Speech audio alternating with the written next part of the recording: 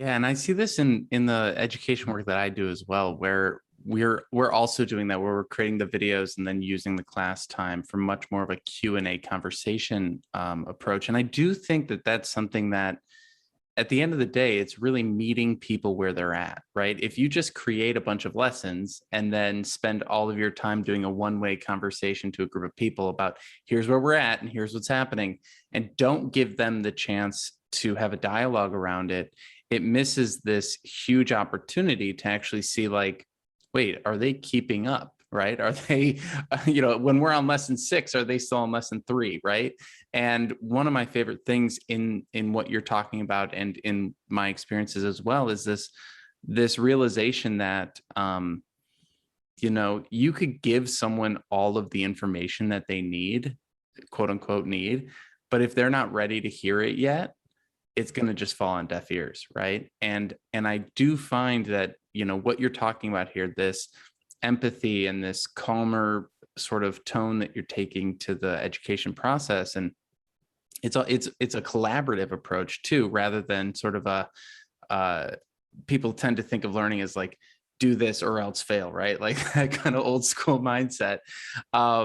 It really does allow you to adjust on the fly, and I think we see that with a lot of the biggest educators that are on the internet right now. They spend a lot of time maybe doing live streams or doing much more collaborative conversational things that are sort of meeting people where they're at with things. And a question might come up in a classroom that you never expected to discuss.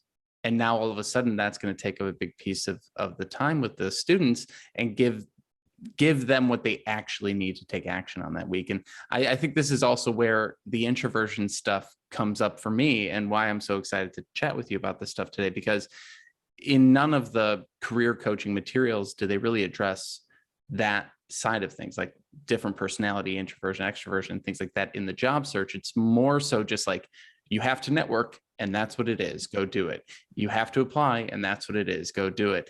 But then I get into the classroom and, they could have all the tactics in the world, but if they're anxious, nervous, depressed, insecure, they're not going to actually take action on these things, right? They're just going to know what they should do and then feel bad about themselves. And so how have you seen this shift the way learners are not just consuming the information, but feeling about themselves and their ability to learn? Thank you for pointing all that out. It's so, like we're just starting to dive in, I feel, to conversations about social emotional learning and the importance of it. But learning can't happen if the child's not in a good spot. Our work isn't optimized as adults if we're not in a good mental spot. I mean, it's just so important that we take care to think about the whole child, the whole learner, the whole person. And so to me, confidence is really big, helping students build confidence. I'm a math teacher. We all know that students notoriously, math is something that they feel underconfident about. And so one of my big goals was how do I shift that? And I think one of the things is getting to know my learners better, getting to know them as individuals so that I can help them build strategies that really work for them. I can't determine that unless I know them on this really intimate level. And the way that I can do that is by seeing them actually working, by watching them, by observing, by hearing them. And again, I can only do that if I'm able to free myself up from the board at the front of the room. Another thing that you pointed out too is just this ability for individuals to find a pace that works for them best. So when we do use videos for pieces of information, that's something that can be watched as many times as somebody needs. It can be played at 1x speed. It can be played at 0.8x speed. It can be played at 1.5x speed.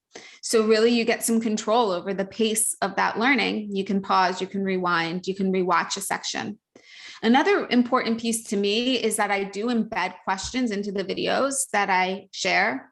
My students are really developing their awareness of whether they understand the material or if they don't. I mean, how often have we been in that situation where we watch something, we watch somebody do it, we drive in a car and we're like, okay, I know where you're going because you're driving. But until we get in the driver's seat, we don't really know where we're going. And so I think it's really important to embed those questions so they can self-check on the spot. They know when to rewind, and I can help them kind of learn how to pace themselves. Another component is that I can get really valuable information from the students before they walk into the classroom, kind of like your example of like going to whatever the student was confused on and really making a conversation on that. When I embed the questions ahead of time in the video, I see what the whole class had missed. I see what questions are coming up. And I also see what individual student needs. And so I can carve out class time based on those pre-analytics, that pre-information that I get. And I don't grade students on their homework. So they don't get like, if they miss almost all the questions, but they gave a lot of effort. And I can tell that as a teacher, I can tell the effort level. They're not going to get a bad grade on that. Like, homework is a learning opportunity, but I need that information to know that that student needs extra support. And I should probably go over to them first when students start to break out into their small groups for work. And so, again, it's just like, how can we use this information? And then too, if I'm providing space for them, if I'm embedding questions into the video, some of those are short answer. I try and always give questions where it's like, hey, what were you confused on?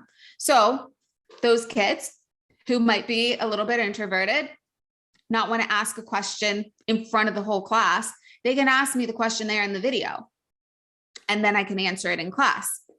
And then I have the kids who are, like, they don't care. They don't want to take the extra time to type it in while they're watching the video. They come to class and they're just going to be asking a million questions. Well, they still have that opportunity. So, just again, like changing up the forums and the formats for kids to be able to get what they need. And I think that helps them build confidence. Yeah, it's casting that wide net, right? Because it sort of reminds me of that, like, there's no stupid questions rule, right? And really encouraging people to ask the obvious question that maybe they're too scared to ask because they don't want to look stupid, right?